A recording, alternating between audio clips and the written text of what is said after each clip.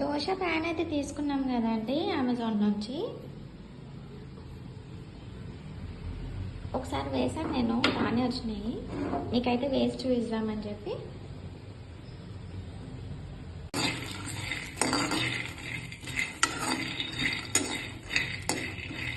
చింతపండు అయితే నానేద్దాము.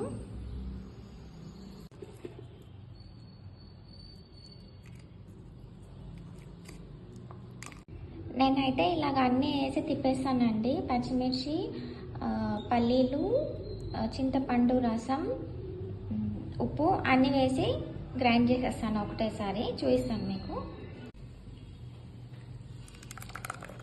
చూసారా, చట్నీ అయితే చాలా బాగుంటుంది, టేస్టీగా ఉంటుంది.